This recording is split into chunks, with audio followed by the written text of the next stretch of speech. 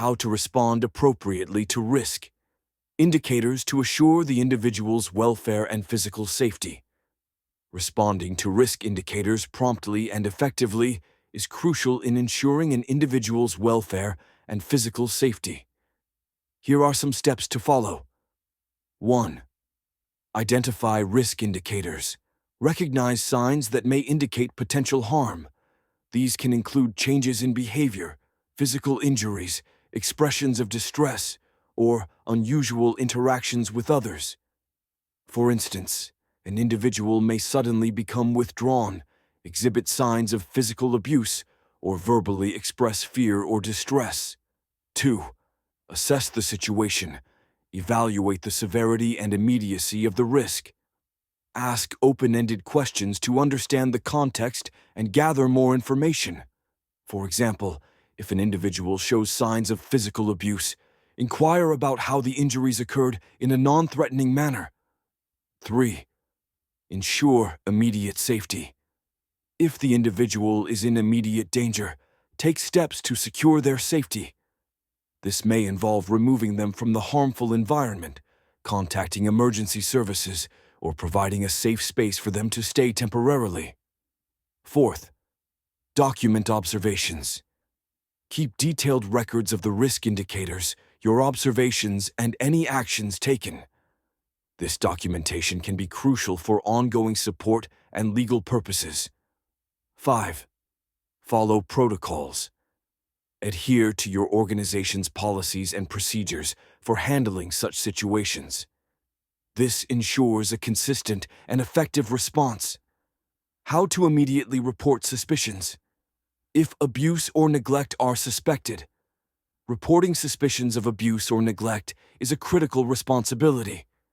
Here's how to do it appropriately. 1. Recognize the signs. Be aware of common signs of abuse or neglect, such as unexplained injuries, poor hygiene, fearfulness, or drastic changes in behavior. 2. Take immediate action. If you suspect abuse or neglect, report it immediately. Delaying can increase the risk to the individual. 3. Follow reporting procedures. Each organization or jurisdiction may have specific protocols for reporting abuse or neglect. Familiarize yourself with these procedures and follow them precisely. Typically, this involves contacting a supervisor, designated safeguarding officer, or directly reporting to local authorities. 4. Maintain confidentiality. Ensure that you handle the information discreetly and share it only with relevant authorities to protect the individual's privacy and safety. 5. Provide detailed information. When making a report, provide as much detailed information as possible, including your observations, the individual's statements, and any relevant context. Effective suicide prevention concepts and techniques. Preventing suicide involves understanding risk factors, implementing preventive measures, and providing support. Here are key concepts and techniques. 1. Identify risk factors and warning signs. Be aware of risk factors such as depression, substance abuse, previous suicide attempts, and major life changes. Warning signs include talking about wanting to die, feelings of hopelessness, withdrawing from others, and drastic mood changes. 2. Establish open communication. Create a supportive environment where individuals feel comfortable discussing their feelings. Ask direct questions about their thoughts on suicide to assess risk. 3. Provide immediate support. If someone is at immediate risk, do not leave them alone. Remove any means of self-harm if possible and contact emergency services. 4. Develop a safety plan. Collaborate with the individual to create a plan that includes coping strategies, contacts for immediate support, and steps to take in a crisis. 5. Offer ongoing support and resources. Encourage individuals to seek professional help and provide information. How to utilize supervision and consultation. Regarding harm to self and others. Effective use of supervision and consultation is essential in managing risks related to harm. Here's how to approach it. 1. Regular supervision meetings. Schedule consistent supervision sessions to discuss concerns, case updates, and risk management strategies. 2.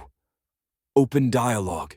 Encourage open and honest communication with supervisors and colleagues about any concerns regarding harm to self or others.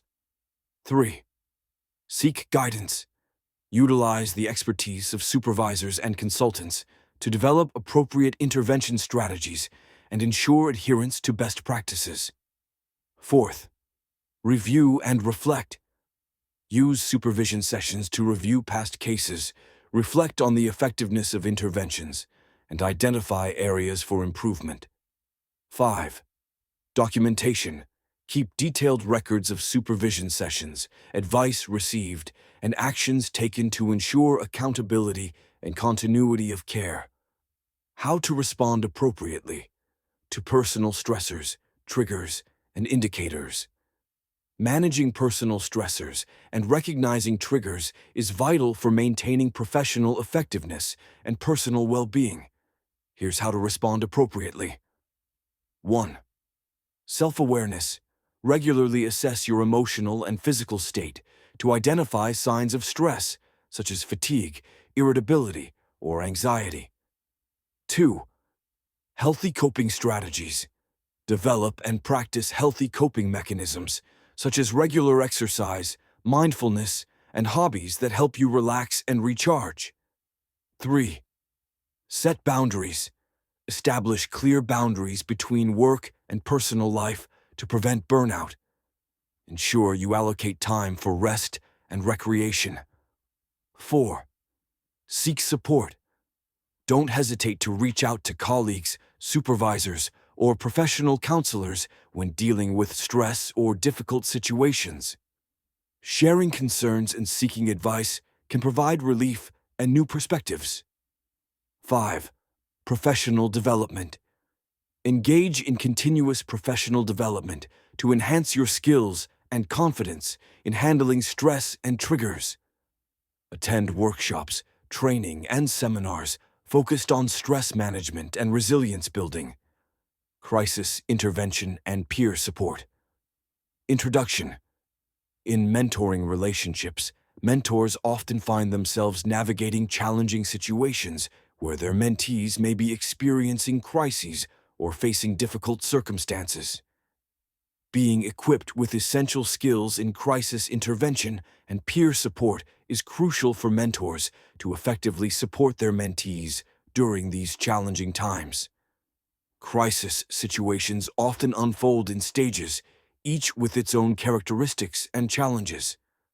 Understanding these stages can help individuals and support systems effectively navigate and manage crises. Here are the stages of a crisis. 1. Warning signs. The initial stage of a crisis involves the emergence of warning signs or triggers that indicate the potential for a crisis.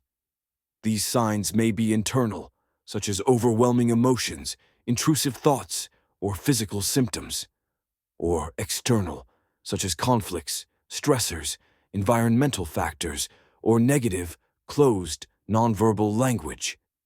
Recognizing and acknowledging these warning signs is crucial for early intervention and prevention of escalation.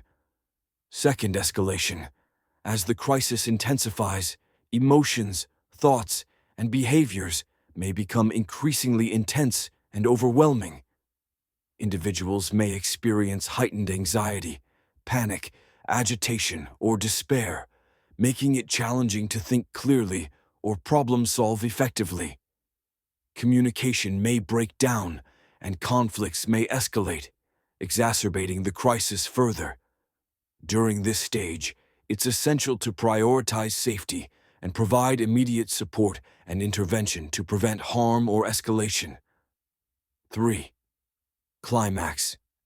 The climax of a crisis represents the peak intensity of distress and chaos, where emotions and behaviors reach a critical level.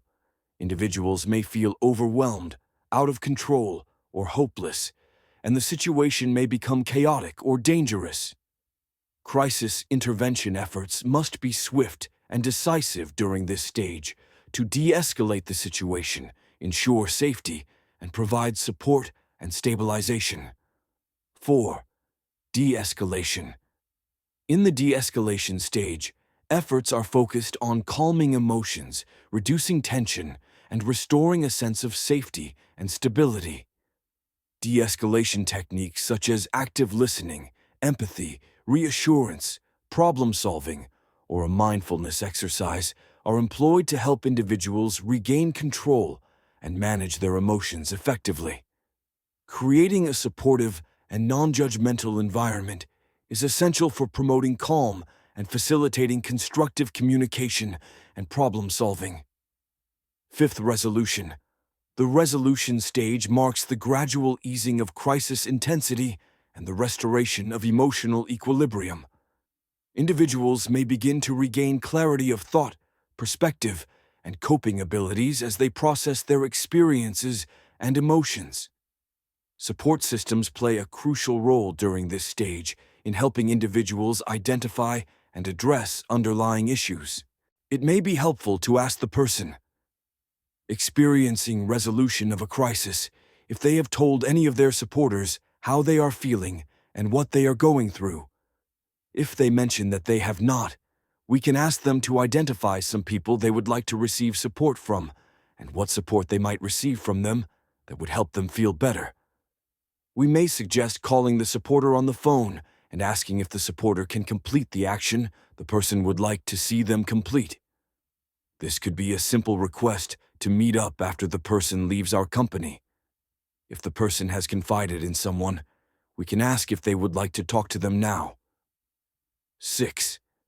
Recovery and growth. Following the resolution of a crisis, individuals enter the recovery and growth stage, where they focus on rebuilding their lives, strengthening resilience, and integrating their experiences into their personal growth journey. This stage may involve seeking ongoing support, therapy, or resources to address underlying issues, develop coping skills, and promote long-term well-being. Individuals may emerge from the crisis with newfound insights, strengths, and coping mechanisms that contribute to their growth and resilience. One example of a challenging situation that a mentor might encounter is when a mentee is struggling with severe anxiety or panic attacks. In such a scenario, the mentor can utilize crisis intervention techniques to provide immediate support and assistance to the mentee. 1. Listen speaks for itself. 2. Stay calm and reassuring. The mentor should remain calm and composed, providing a reassuring presence to the mentee. They can use a calm tone of voice and nonverbal cues, such as maintaining eye contact and using comforting gestures, to convey a sense of safety and security. 3. Validate the mentee's feelings. It's important for the mentor to validate the mentee's feelings and experiences without judgment or criticism. They can acknowledge the mentee's distress by saying, "I can see that you're feeling really overwhelmed right now, and that's okay. I'm here to support you." 4. Encourage self-regulation techniques. The mentor can guide the mentee in practicing self-regulation techniques to help manage their anxiety or panic symptoms. This may include deep breathing exercises, mindfulness techniques, or progressive muscle relaxation. The mentor can offer step-by-step instructions and provide gentle encouragement as the mentee practices these techniques. 5. Explore coping strategies. Together with the mentee, the mentor can explore coping strategies that have been helpful for managing anxiety in the past. This may include engaging in self-care, seeking social support from friends or family members, or accessing professional mental health resources. The mentor can help the mentee brainstorm ideas and develop a personalized coping plan that feels manageable and empowering. 6. Offer practical support. In addition to emotional support, the mentor can offer practical assistance to help alleviate the mentee's immediate distress. This may involve helping the mentee to create a calming environment, such as finding a quiet space or providing a glass of water. The mentor can also assist the mentee in identifying or accessing resources such as professional support services, including a mental health hotline or crisis intervention team if needed. Relevant self-help resources should also be explored and provided if possible. De-escalation techniques. De-escalation techniques are strategies used to calm and defuse tense or volatile situations, particularly in scenarios where emotions are running high or where there is a risk of conflict or aggression.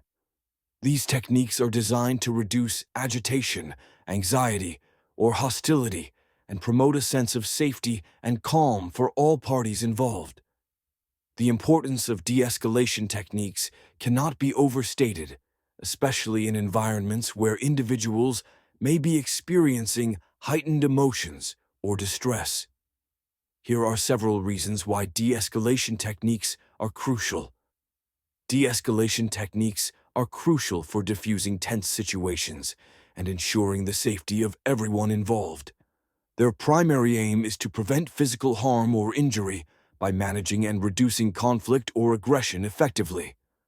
By maintaining a secure environment, these techniques help keep individuals safe and secure. Moreover, de-escalation techniques play a vital role in preserving relationships, especially during challenging circumstances.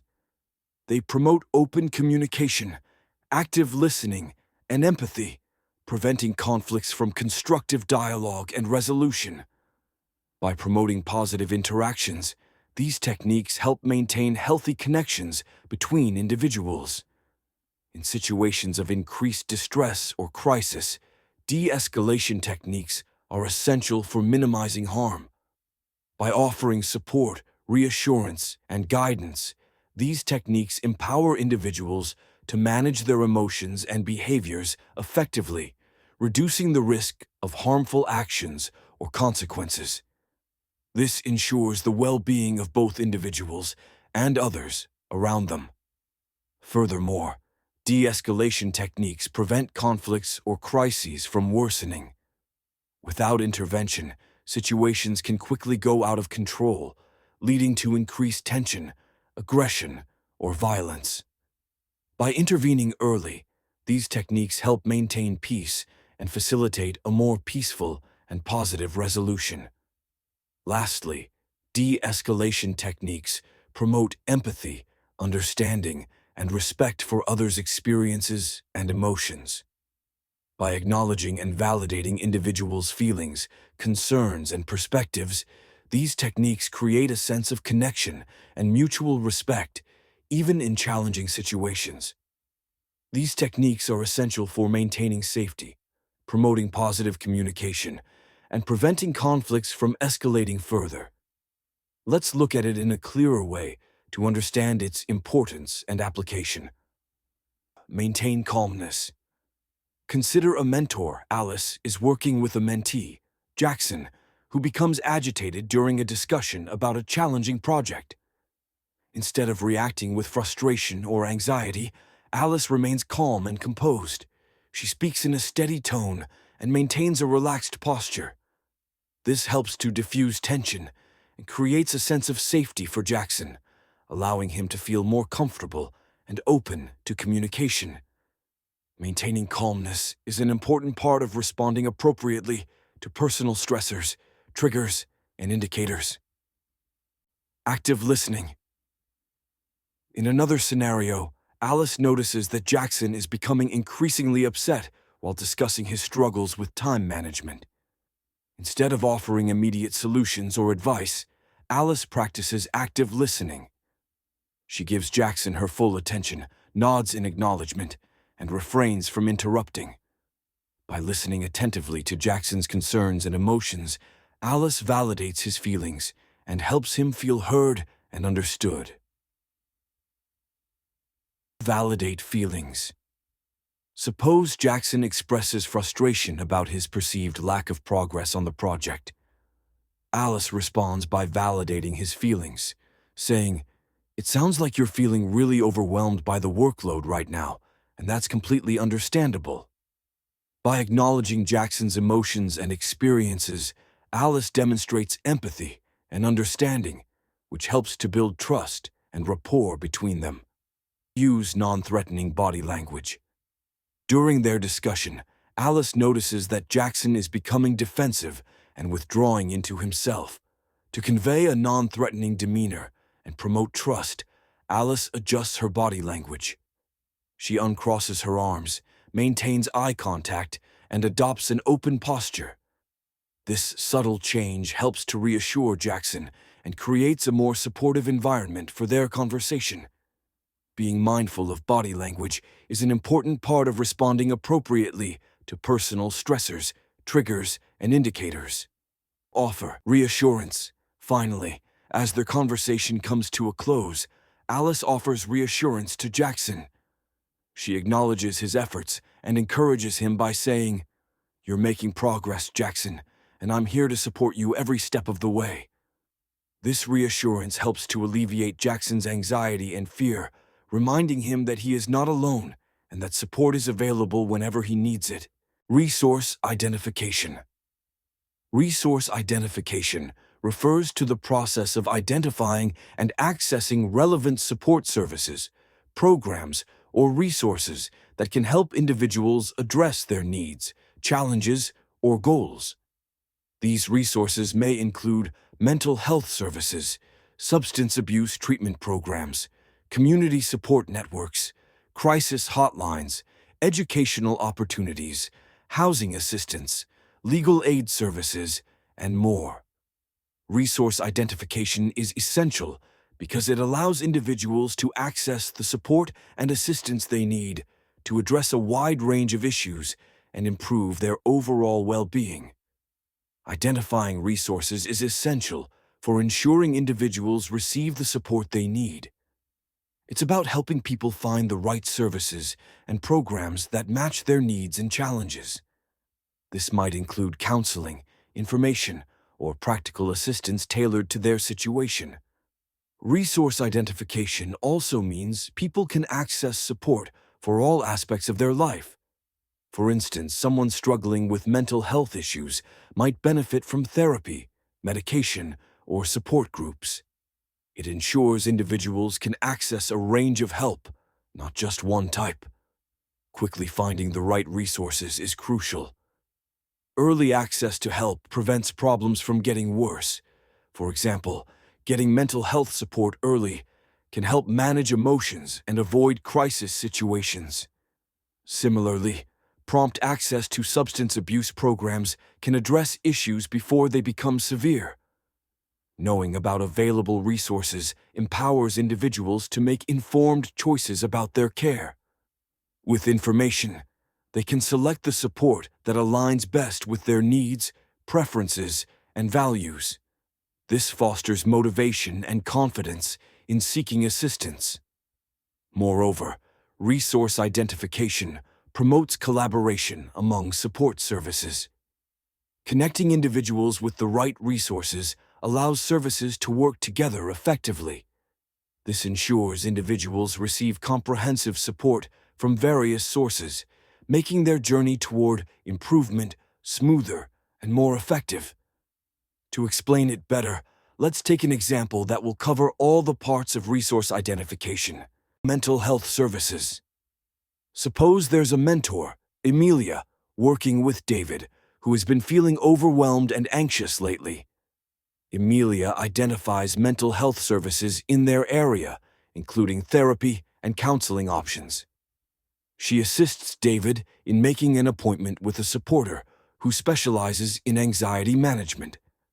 Emilia also provides information about support groups where David can connect with others experiencing similar challenges. Substance use treatment. David confides in Emilia about his struggles with substance use and his desire to make positive changes. Emilia helps David connect with substance use treatment programs in the community. She provides information about detox centers, where David can safely withdraw from substances under medical supervision.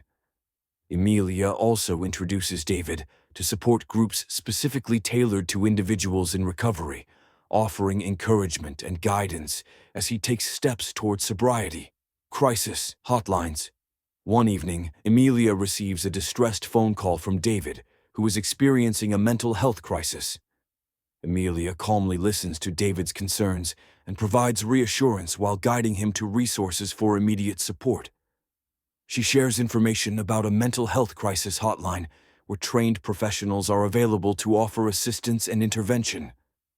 Emilia stays on the line with David until he feels more stable and has connected with the hotline for further assistance. Some organizations you might work for have their own after-hours support warm crisis lines, community support programs. Emilia learns that David is facing challenges with housing and employment.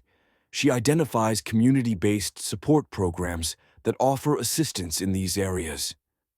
Emilia helps David access housing assistance programs, providing information about shelters and transitional housing options. She also connects David with job training programs that offer skill-building workshops and employment resources tailored to his interests and abilities.